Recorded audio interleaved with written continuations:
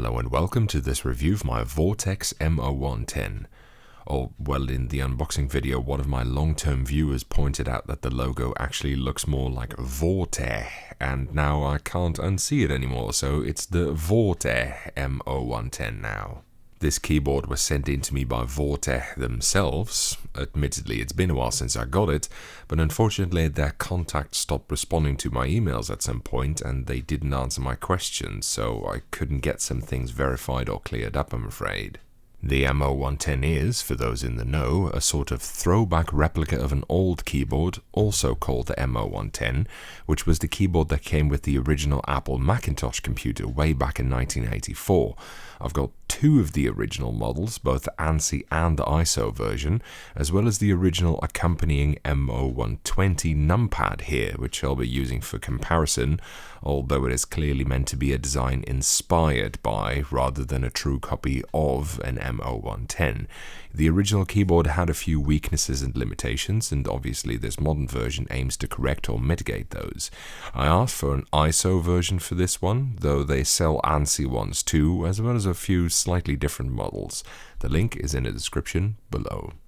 So the original was a keyboard made by Alps Electric. Alps used to make loads of Apple keyboards back in the day. They even bought their Cork County factory in Ireland at some point, and this is one of their earliest ones. It comes with Alps SKCM switches, which are the predecessor of the more well-known SKCL and SKCM series that followed it. Please note that the plastic was not always this color. Old Apple keyboards were made out of ABS, which had a strong tendency to yellow over time, and these ones are no exceptions. It is also one of the pingiest keyboards in history. Listen to this.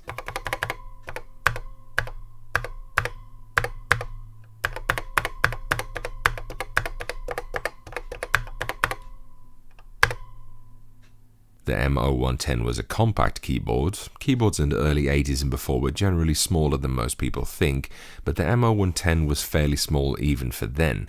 One of the typical things was that the arrow keys were deliberately left off because Steve Jobs wanted to bully developers into using the mouse, as well as no numpad to force people into buying the separate numpad, which was absurdly expensive, $100 in 1984, which is over $250 adjusted for inflation. Ouch, and that's for just a numpad.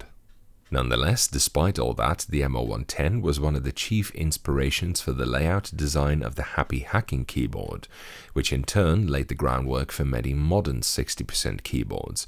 So over the years, the M0110 has proven to be quite influential. I did a review on this keyboard, as well as the one on the expanded M0110A that replaced it ages ago. Check them out if you're interested.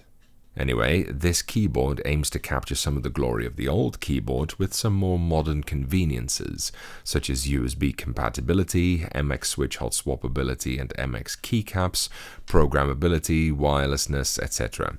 The layout was also slightly changed to that of an actual HHKB, which probably a lot more keyboard enthusiasts will be familiar with, and which incorporates a layer key, which the original didn't have.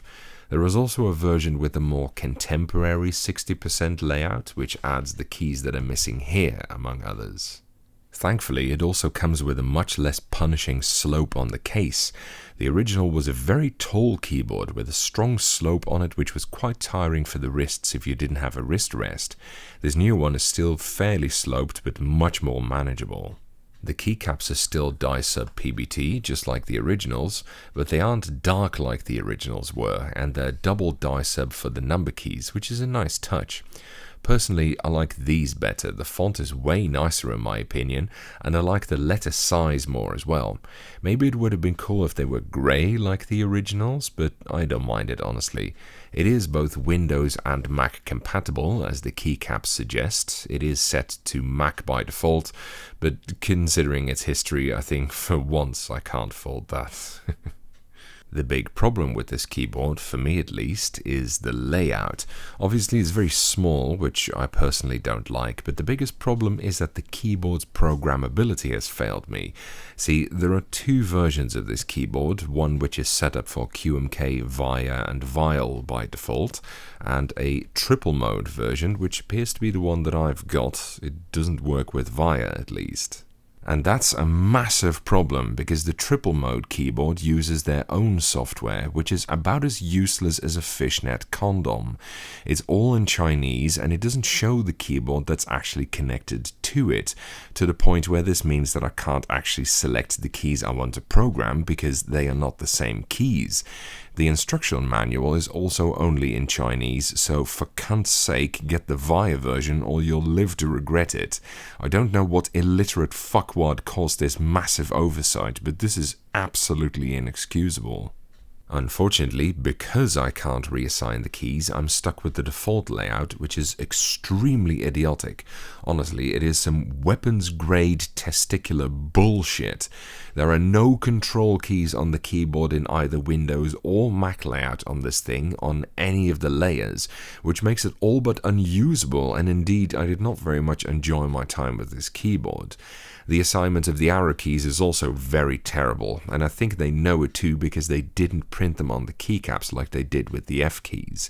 Like on the HHKB, the arrow keys are these four here in a diamond pattern.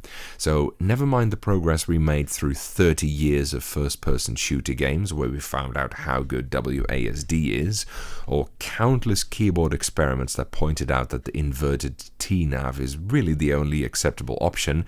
Now you're just stuck with this horse crap. I think it wouldn't have been so bad if I could have just assigned these Windows keys to control and WASD to arrow keys, but because I can't, the week of testing I did with this was extremely disruptive and I had to use my backup keyboard a lot. The switches that came with this one are Gateron Pro Retro White, which is basically just GAT Pro White.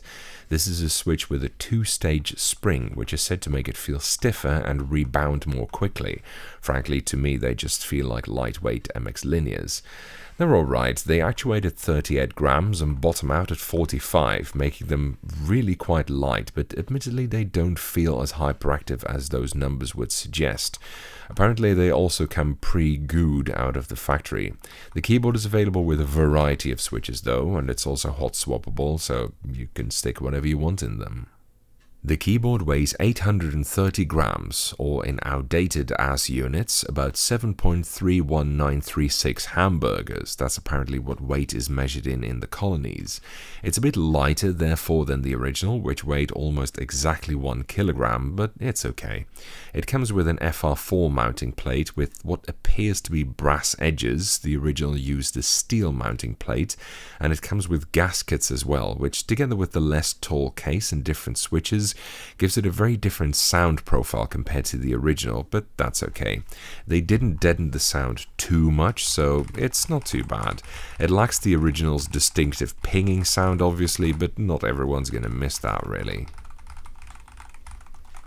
It costs $154, nowhere near as expensive as an actual HHKB, but still a pricey affair. You don't get any special features on this board either, so it's really the styling you pay for, but that's okay. People paid fortunes for Space Cadet or Dasher keycaps as well, and that wasn't because they were higher quality than other keycap sets, they were just prettier. The M0110 is a pretty stylish keyboard with a cool bit of history behind it, and this one does it pretty good justice, I think. Yes, it's form over function, but sometimes that's fine. That's it for this review. Thank you for watching. I hope you enjoyed it, and following is a typing demonstration of me typing on this keyboard.